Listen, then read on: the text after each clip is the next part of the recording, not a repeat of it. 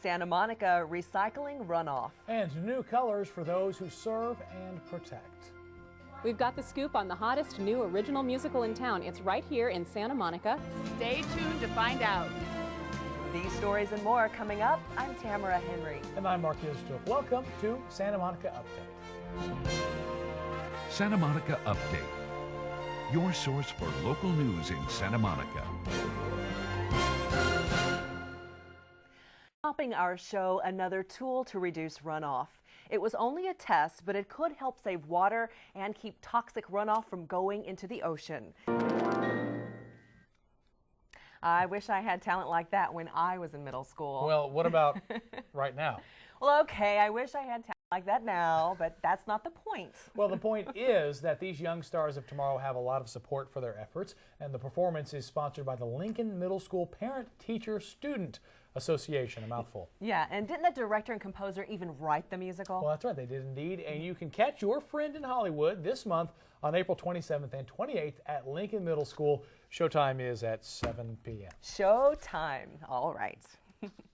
Well, construction begins on a new park for Santa Monica this summer and opens for business next spring. But it needs a name. The neighborhood park is in the 1500 block of Euclid Street between Colorado Avenue and Broadway.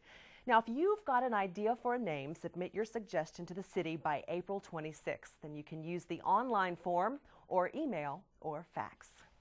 On the top of our show, one of our reporters teased you with a riddle.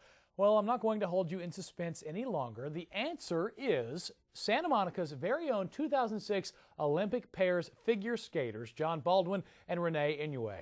Now, our reporter, E. Marie Velez, caught up with them. Where else but in training, of course. They made history in the Olympic Games in Torino by being the first pair of figure skaters to land the throw triple axel. Did you see how high she was? Pretty amazing, huh? Well, John and Rena are the first couple to ever land a throw triple axel in competition, and they did it right there in this year's Winter Olympics. Cool. And didn't they just get back from another competition? That's right. Now, they placed 4th in the 2006 World Championships in Calgary, which was just a few weeks ago. Well, I hope we see them in the next Winter Olympics. They are at the top of their game. That's right, 2010. See you in Vancouver. Well, if that one didn't get you, maybe this one will. Bridget Baby Doll Riley, also from Santa Monica, is a lady boxer. This stunt double martial arts kickboxing former bantamweight champion finds her toughest opponents aren't always the ones inside the ring. Rhonda Hines has the story. The face of boxing is changing, with more women participating in a sport that is still regarded as a male activity. I gotta be honest, that is one powerful little tornado, huh? It is. And since you cover sports, Mark, you know, the media coverage and the big paydays for women's athletics are a lot less than for men's sports. That's right, but I think in competition and in ability, women's athletes are getting better and better. In fact, in the French Open tennis, they're about to pay the men and the women the same amount in championship money. All right, cool. That sounds great. And if you want to find out more about women in sports or where Bridget Baby Doll Riley has her next bout, you can Google her name or Women in Sports. That's right.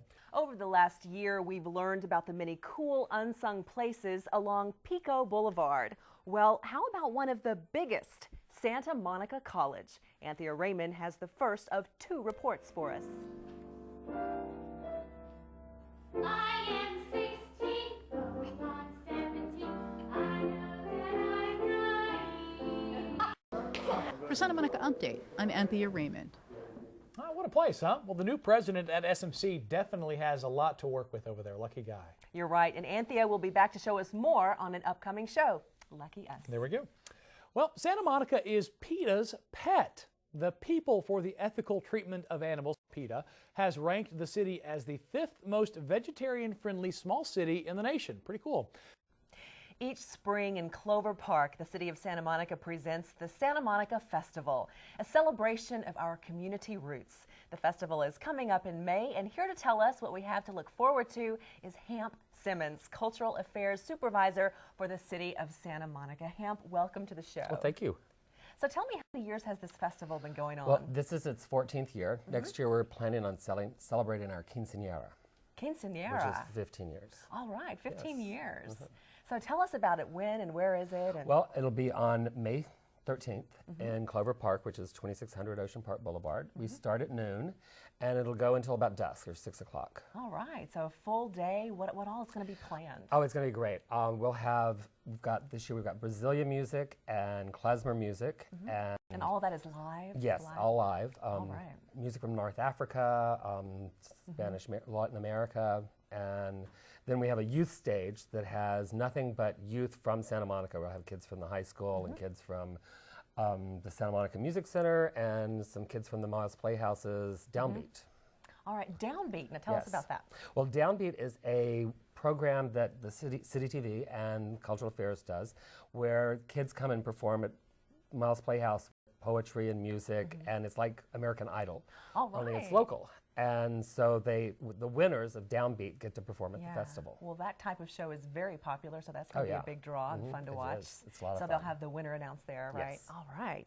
So tell us about, there'll probably be music and food, but at any festival. But what else is going to be there? Well, we have a really great environmental elements to the festival. We partner with the environmental programs in the city, and so we have a whole section that's nothing but environmental issues, and they'll be giving out information on how reducing your power needs and creating a more sustainable planet. And our philosophy is that culture and environment are both things that help sustain us. Yes. And so we're sustaining both of them in this festival. Okay, so not only are we going to have fun, but we're going to get educated as well. Yes. How to celebrate Santa Monica and take care of Santa Monica. Yes. All right. So, okay, you were telling us that it's a celebration of our community roots. Now, I can hear a blonde joke here, but tell us about our roots.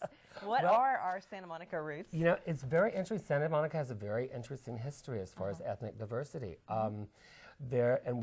In the festival, we have examined all the cultures that have contributed to Santa Monica over the years, from Native American, Latino, African American. There's a huge African American population in Santa Monica, and the Asian American population, Jewish population.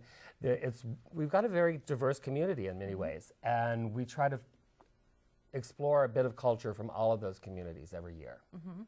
All right, so we're going to get educated on history, and what about entertainment? Oh, you've already covered that, but tell us again. Well, we've got the klezmer band, which is going to be great, and Viver Brazil, which is a Brazilian dance and drum group that's just amazing. So we should bring our dancing shoes. Yes, we're definitely. Gonna get to do Count some on dancing. Yes. All right. We can eat that food, and then we can work it off dancing. Exactly. Wow, it's a whole self-contained little festival there.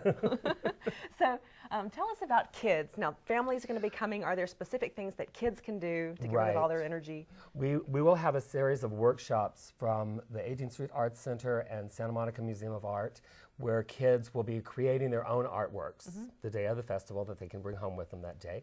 And we work with really good artists, and the projects that they do are really fun, and they really enjoy them. You see little kids walking around little houses that they've built or whatever, their paintings.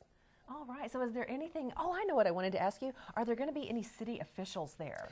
Oh yes, we'll have the mayor to kick off the festival, and then we'll also be announcing the winner of the, what's it called, the Sustainable Cities Award, which every year the city gives an award to a business for promoting sustainability. All right. And the mayor will be doing that. Now, what exactly is sustainability? Well, sustainability is the environmental concept of not using more than you absolutely have to, I guess.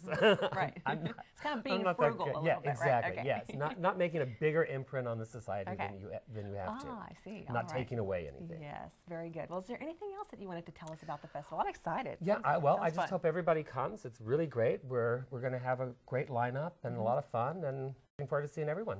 Okay, thank you very much. Sounds like it'll be great fun. Thanks to Hamp Simmons for telling us about the upcoming Santa Monica Festival, Saturday, May 13th at Clover Park. See you there. We'll be right back. Speaking of bikes, it is time for us to ride out of here on Santa Monica Update. Okay, that was pretty bad. Anyway, I'm Marc Istook. And I'm Tamara Henry. Thanks for watching.